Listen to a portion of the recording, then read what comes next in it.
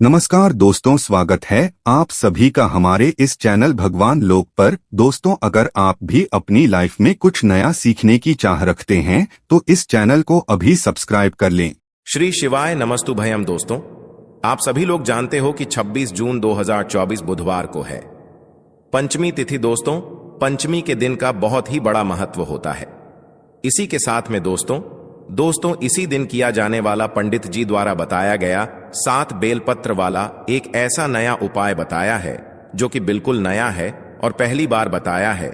यह उपाय ज्यादा लोगों को पता नहीं है, इसलिए हम आप लोगों को इस वीडियो में पंचमी के दिन किया जाने वाला ये 7 बेलपत्री वाला बिल्कुल नया उपाय यहाँ पर इस वीडियो में समझाने वाले हैं, ताकि आप लोग इस उपाय को करो और आपकी जो भी मनोकामना हो वो पंचमी के दिन पूर्ण हो जाए, है ना। तो दोस्तों, इस 7 बेलपत्र वाले उपाय को आपको कैसे करना है, किसको करना है, किस समय करना है, ये आइए हम लोग इस वीडियो में समझते हैं। सबसे पहली बात दोस्तों, यह वाला जो उपाय है ना, ये उपाय जो भी व्यक्ति 7 बेलपत्री वाला उपाय पंचमी के दिन कर लेगा, भाई उसकी जो भी मनोकामना होगी वो पूर्ण जरूर होगी। उसके घर में धन समृद्धि जरूर बढ़ेगी, माता लक्ष्मी जी की कृपा जरूर होगी। इस बात का भी आप लोग विशेष रूप से ध्यान रखिएगा। तो चलिए दोस्तों, समझते हैं इस पंचमी के दिन किया जाने वाला ये 7 बेलपत्र वाला बिल्कुल नया उपाय, जो कि पंडित जी ने अभी अपनी 7 दिन पहले की कथा में ही यहां पर बताया है। अब दोस्तों, सबसे पहली चीज सीधी सी बात है 7 बेलपत्र वाला उपाय है, तो 7 बेलपत्र तो इस उपाय में हमें जरूरत पड़ेगी ही पड़ेगी। अब उपाय किस समय करना है, पहले आप लोग ये समझ लो। तो देखो, उपाय को करने का जो समय है वो सुबह का समय है। किस समय है? प्रातः काल का समय है। लगभग जितना सुबह आप लोग इस उपाय को कर सकते हो उतना जल्दी करना, अन्यथा आप लोग 12 बजे तक भी अगर आप लोग इस उपाय को करोगे तो चल जाएगा। ये वाला उपाय शाम के समय प्रदोष काल में नहीं होगा, इस बात का ध्यान रखना है ना। भले ही आप दिन के समय 12 बजे तक भी अगर आप लोग ये 7 बेलपत्री वाला उपाय कर लोगे तो भी चलेगा, कोई दिक्कत वाली बात नहीं है। और आपको इस उपाय को करने का जो फल है वो भी जल्दी मिलेगा और बहुत बड़ा होकर मिलेगा। तो अब दोस्तों, बात आती है कि ये 7 बेलपत्र वाला उपाय पंचमी के दिन करना किसको है। तो यहां पर हम आपको बता दें कि घर में जो माताएं बहनें होती हैं ना, घर की जो बड़ी माताएं बहनें होंगी, उनमें से कोई भी एक माता बहन जो है इस वाले उपाय को कर सकती है। जरूरी नहीं है घर के सभी सदस्यों को यह वाला उपाय करना जरूरी है। पूरे परिवार का, पूरे घर का अगर कोई एक सदस्य भी इस उपाय को करता है तो पूरे घर परिवार के सदस्य जनों को जो है इस उपाय को करने का फल मिल जाएगा। तो किसको करना होगा ये उपाय? घर की जो बड़ी माताएं बहनें हैं उनको करना होगा। क्या कारण है?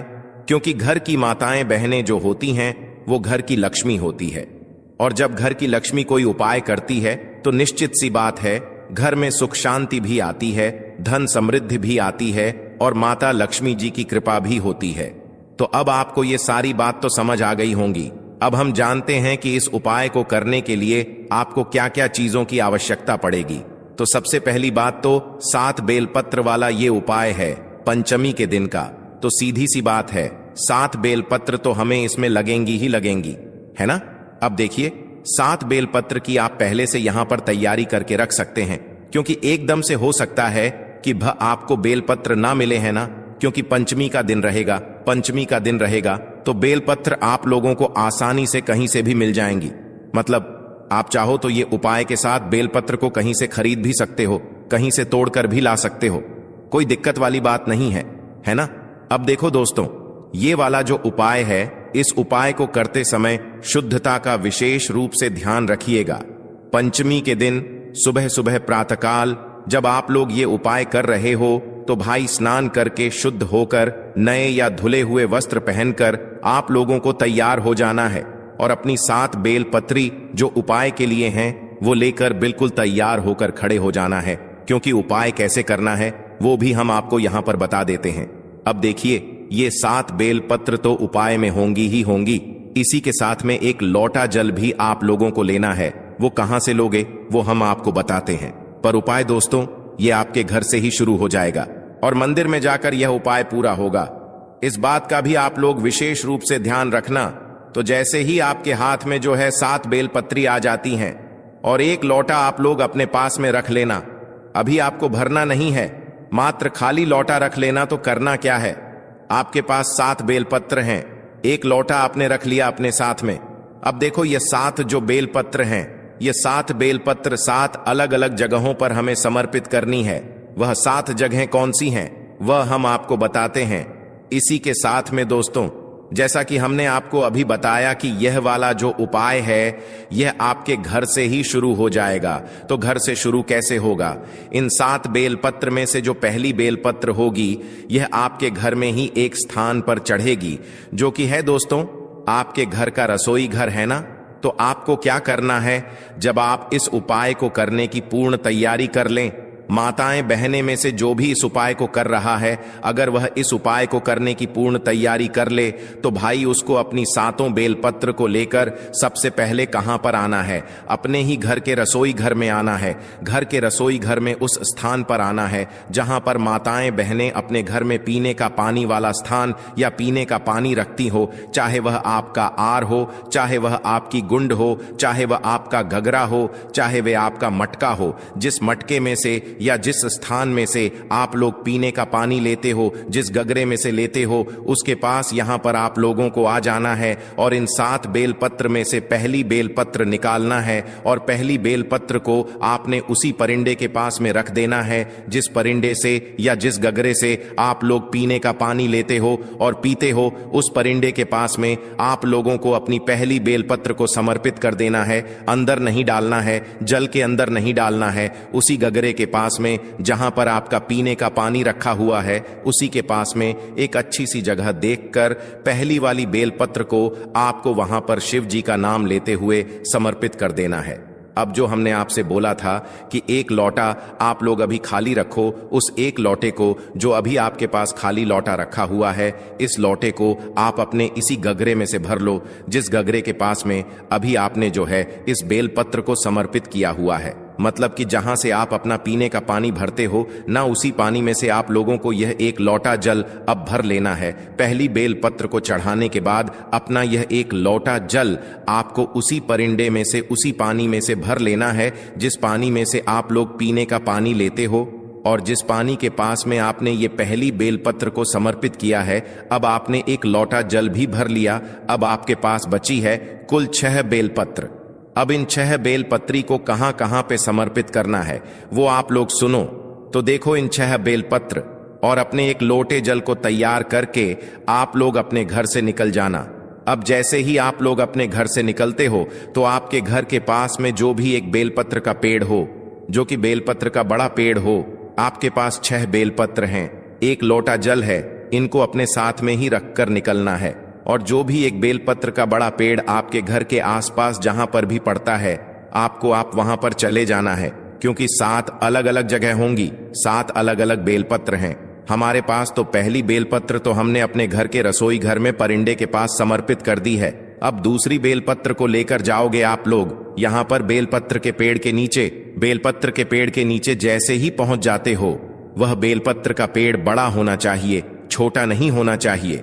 तो जैसे ही बेलपत्र के पेड़ के नीचे पहुंचते हो, अपना वह बेलपत्र मतलब दूसरे नंबर की जो बेलपत्र होगी उसे निकाल लेना और उसी बेलपत्र के पेड़ के नीचे शिव जी का नाम लेते हुए समर्पित कर देना। समर्पित जैसे ही कर देते हो, अपने दूसरे नंबर की बेलपत्र को इसी बेलपत्र के ऊपर आपने जो अपने साथ में एक लोटा जल लेकर आया हो ना, इसमें से थोड़ा सा जल उस बेलपत्र के ऊपर समर्पित कर देना है। पूरा जल समर्पित नहीं करना है, क्योंकि थोड़ा सा जल आप लोगों को अपने लोटे का इसी बेलपत्र के ऊपर समर्पित कर देना है जो दूसरे नंबर की बेलपत्र आपने बेलपत्र के पेड़ के नीचे समर्पित करी है। जैसे ही आप लोग थोड़ा सा जल्द समर्पित कर देते हो, अब वहां से भी आपको उठ जाना है। अब आपके पास बची हैं 5 बेलपत्र और 1 लोटा जल, जो आपके पास अभी आपने थोड़ा सा चढ़ाया उसमें से, है ना। तो अब भाई जो तीसरे नंबर की बेलपत्र है, ये तीसरे नंबर की बेलपत्र को लेकर आप पहुंच जाओगे सीधा अपने घर के पास में जो भी शिव मंदिर हो शिवालय हो, जहां पर शिव जी की शिवलिंग और नंदी विराजित हो, वहां पर पहुंच जाना है। तो जैसे ही तीसरे नंबर की बेलपत्र लेकर आप भगवान शिव जी के मंदिर में पहुंचते हो तो सीधा शिवलिंग के पास में नहीं जाना है। इस तीसरे नंबर की बेलपत्र को लेकर आपको नंदी बाबा के पास में आकर रुक जाना है ना। इस बात का ध्यान रखना। तीसरे नंबर की बेलपत्र को जैसे ही नंदी बाबा के पास में आकर लाकर रुक जाते हो तो भाई आप लोग देखना कि नंदी बाबा का एक पैर कोई सा उठा हुआ होगा। देख लेना, कोई उठा हुआ होगा या तो मुड़ा हुआ होगा, है ना। किसी को मुड़ा हुआ भी दिखता है, वो किसी को उठा हुआ भी दिखता है। तो भाई आप लोगों को जो है वो वाला पैर देख लेना, जो मुड़ा हुआ हो या उठा हुआ हो। आपको उस उठे हुए या मुड़े हुए पैर के पास में अपनी ये तीसरे नंबर वाली जो बेलपत्र होगी इसको समर्पित कर देना है। ये जो तीसरे नंबर वाली बेलपत्र आप लोग नंदी के उठे हुए पैर के पास समर्पित करोगे ना। यहां पर आप लोगों को कोई भी जल समर्पित नहीं करना है, इस बात का ध्यान रख लेना, समझ गए आप लोग। तो तीसरे नंबर की बिलब नदवा के उठे हुए पैर के पास आपको समर्पित कर देना है। अब चौथे नंबर की बेलपत्र की बात करते हैं कि ये कहां पे समर्पित होगी। तो ये जो बेलपत्र है ये आपको लेकर आ जाना है भगवान शिव जी के शिवलिंग के पास में। तो शिवलिंग जहां पर विराजित हो वहां पर आप लोगों को आ जाना है और शिवलिंग के ऊपर आप लोग सबसे पहले माता अशोक सुंदरी जी का स्थान आप लोग देख लेना, समझ लेना, किसी से पूछ लेना, हम आपको बता देते हैं। जब भी कि जो माता अशोक सुंदर जी का स्थान है ना वो जलाधारी के बिल्कुल बीचों बीच में होगा। जलाधारी कहां पर होती है? शिवलिंग रखा हुआ होता है, जलाधारी के ऊपर जो जलाधारी होती है जहां से जल बहता हुआ जाता है और नीचे गता है। तो जो जलाधारी होगी, जलाधारी के बिल्कुल बीचों बीच का जो हिस्सा होगा वो होगा माता अशोक सुंदर जी का स्थान। तो आपको क्या करना है, अपनी है चौथे नंबर की जो बेलपत्र है, इस चौथे नंबर की बेलपत्र को आपको माता अशोक सुंदर जी वाले स्थान पर समर्पित कर देना है।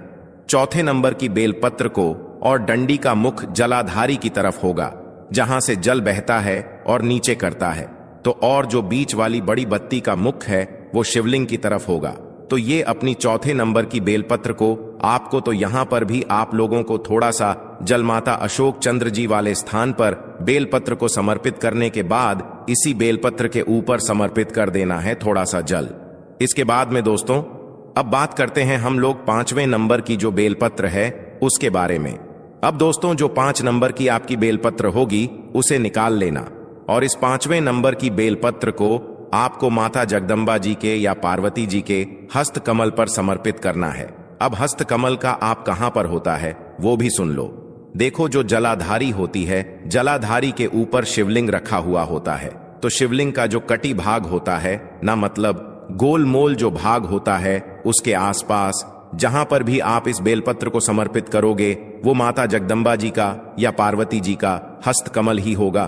तो आपको क्या करना है, ये जो 5वें नंबर की बेलपत्र है, इस 5वें नंबर की बेलपत्र को आप लोगों को जो शिवलिंग है जहां पर मतलब जला के ऊपर शिवलिंग रखा हुआ है, शिवलिंग का जो गोल मोल भाग है, कटी भाग है भाई, वहां पर कहीं पर भी पास में अपनी जो है ये 5वें नंबर की बेलपत्र को समर्पित कर देना है। और यहां पर भी आपने उस एक लोटे में से थोड़ा सा जल समर्पित कर देना है। कितना जल समर्पित करना है? थोड़ा सा जल समर्पित कर देना है उसी बेलपत्र के ऊपर जहां पर आपने अभी ये माता जगदम्बा जी के हस्त कमल पर ये बेलपत्र को चढ़ाया है। तो यहां पर आप लोगों की कुल मिलाकर हो गई है 5 बेलपत्र। अब आपकी जो छठी बेलपत्र चढ़ेगी वो कहां पर चढ़ेगी? छठी बेलपत्र को निकाल कर आप लोगों को चढ़ाना है भगवान शिव जी की शिवलिंग के ऊपर है ना। तो शिवलिंग के ऊपर आप लोगों को ये छठी बेलपत्र को चढ़ाना है। बस इस बात का ध्यान रखना कि आप जिस तरफ से इस बेलपत्र को चढ़ा रहे हो उस तरफ आपकी इस बेलपत्र की पत्ती का मुख होना चाहिए और आपकी विपरीत दिशा में इस बेलपत्र की डंडी का मुख होना चाहिए, है ना। जो बीच वाली बड़ी पत्ती होगी इस पत्ती का मुख आपकी तरफ होना चाहिए। जिस तरफ से भी आप इस बेलपत्र को भगवान शिव जी के शिवलिंग के ऊपर चढ़ा रहे हो, है ना, तो शिवलिंग के ऊपर जैसे ही आप लोग इस बेलपत्र को चढ़ा देते हो तो इसके ऊपर भी, इसी बेलपत्र के ऊपर भी आपको थोड़ा सा जल यहां पर वापस से समर्पित कर देना है ना। कर दिया आप लोगों ने। अब आपके पास बची है दोस्तों कुल मिलाकर मतलब एक बेलपत्र और 7वीं और आखिरी बेलपत्र, है ना। तो आखिरी वाली जो बेलपत्र होगी इसको आपको क्या करना है वो बहुत ही ध्यान से सुन लो।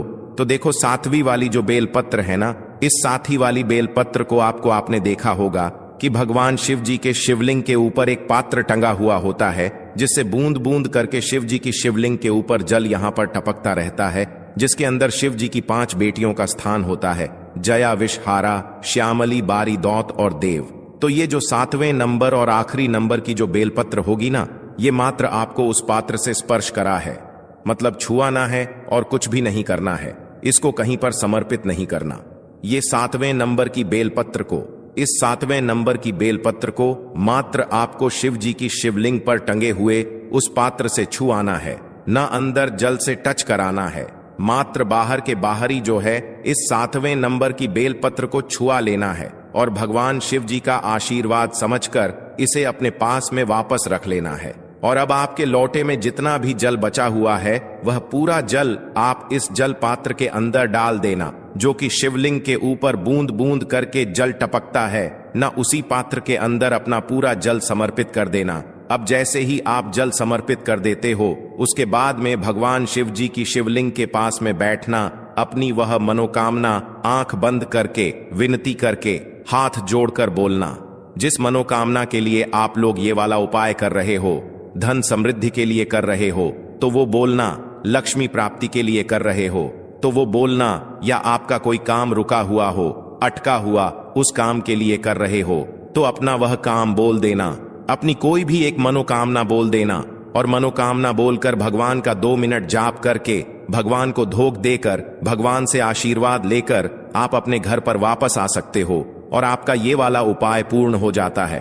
अब दोस्तों, जब आप अपने घर पर आओगे ना, तो जो आपके के पास 7वें नंबर की जो बेलपत्र है, जो आपने उस शिवलिंग के ऊपर टंगे हुए पात्र से छुआ कर अपने पास रखी है, इस बेलपत्र को आपको अपने साथ घर पर ही लेकर आ जाना है। ये बेलपत्र भगवान शिव जी का आशीर्वाद स्वरूप समझकर आपको अपने घर में रखना है। ये बेलपत्र आपके घर में सुख शांति लाएगी, धन समृद्धि बढ़ाएगी और साथ ही में आपके घर में कभी भी पैसों की, धन की कमी नहीं होने देगी। ये बेलपत्र भगवान शिव जी का आशीर्वाद सदैव आपके घर पर बनाई रहेगी है न। तो इसीलिए दोस्तों, ये 7वीं बेलपत्र आपके घर में हमेशा आप सुरक्षित करके रखना। ये बहुत ही भगवान शिव जी का बड़ा आशीर्वाद आपके लिए रहेगा, क्योंकि इस उपाय को आप लोग पंचमी के दिन कर रहे हो। साथ ही में दोस्तों, जब ये वाला उपाय पंडित जी बता रहे थे, तो पंडित जी ने ये भी बोला कि इस बेलपत्री के माध्यम से आप भगवान शिव जी से ये भी प्रार्थना करना कि वो आपको जो है सीहोर तक पहुंचा दें, क्योंकि सीहोर में 7 मार्च से जो है रुद्राक्ष जो महोत्सव है वो शुरू होने वाला है, कथा होने वाली है। तो पंडित जी ने बोला कि आप भगवान से ये भी निवेदन करना इस उपाय को करने के बाद कि वो आपको सीहोर पहुंचा दें और आप भी सीहोर में सेवा कर सकें, वहां पर भी जाकर आप लोग आनंद ले सक शिव महापुराण कथा का, जो कि रुद्राक्ष महोत्सव होने वाला है उसका। तो ऐसी ही पंडित जी ने जो है यहां पर बात कही हुई थी। बाकी दोस्तों, यहां पर यह वाला उपाय पूर्ण हो जाता है। और सबसे आखिरी उपाय के बारे में, यह उपाय आपके जीवन की सारी तकलीफों को समाप्त करके धन धान्य के भंडार को भरने के लिए, इस उपाय के लिए आपको 31 चावल के दाने ले लेने हैं। 31 चावल के दाने कहीं से भी टूटे हुए नहीं होने चाहिए, खंडित नहीं होने चाहिए। फिर इसी के साथ आपको 21 हरे मूंग के दाने ले लेने हैं, यानी हरे साबुत मूंग के दाने ले लेने हैं, जिसे कहीं कहीं पर हरे खड़े मूंग के दाने कहते हैं। फिर इसके बाद सबसे आखिर में आपको 31 बेलपत्र ले लेनी है। बेलपत्र भी कहीं से कटी फटी नहीं होनी चाहिए। देखिए, पंचमी के दिन आपको यह तीनों सामग्री कहीं ना कहीं से एकत्र जरूर कर लेनी है। अब यह सारी सामग्री लेकर आपको शिवालय पहुंच जा है। इस उपाय को आप शाम को प्रदोष काल के समय में ही करेंगे। देखिए, शिवालय पहुंचने के बाद सबसे पहले शिवालय की जो चौखट होती है, वहां पर आपको यह 31 चावल के दाने समर्पित कर देने हैं और श्री शिवाय नमस्तुभ्यम मंत्र का स्मरण कर लेना है। शिवालय की जो चौखट होती है, जहां से आप अंदर प्रवेश करते हैं, उसके दाहिने साइड या बाएं साइड या कहीं पर भी चौखट के ऊपर कहीं पर भी आप यह 31 चावल के दाने समर्पित कर दीजिए। इसके बाद आप अंदर जाइए और शिवलिंग के सामने जो नंदी महाराज होते हैं, यानी जो नंदीश्वर भगवान होते हैं, उनका जो पैर उठा हुआ रहता है, उसके बगल में आपको 31 हरे मूंग के दाने समर्पित कर देने हैं। जो पैर उठा हुआ रहता है, उसके बगल में 31 हरे मूंग के दाने समर्पित कर दीजिए और श्री शिवा नमस्तुभयम मंत्र का स्मरण कर लीजिए। इसके बाद आप जो 31 बेलपत्र लेकर आए हैं, उनको जो शिवलिंग में माता अशोक सुंदरी वाला स्थान होता है, वहां पर समर्पित कर देना है। माता अशोक सुंदरी वाले स्थान पर 31 बेलपत्र समर्पित कर देना है। बेलपत्र की डंडी बाहर की तरफ रहेगी और बेलपत्र की चिकनी साइड वाला हिस्सा नीचे की तरफ रहेगा। इसके बाद फिर से आपको श्री शिवाय नमस्तुभ्यम मंत्र का स्मरण करते हुए अपनी मनोकामना का स्मरण कर लेना है। पूज्य गुरुजी ने कहा कि पंचमी के दिन में जो भी व्यक्ति यह 3 या S1 वाला उपाय कर लेता है तो उसके जीवन के सारे संकट समाप्त हो जाते हैं और उसको भी धन धान्य की प्राप्ति होती है। तो दोस्तों, यह थे पूज्य गुरुजी द्वारा बताए गए कुछ बहुत ही खास उपाय। अगर आपको जानकारी अच्छी लगी हो तो वीडियो लाइक करिएगा। मिलते हैं फिर एक नए वीडियो के साथ।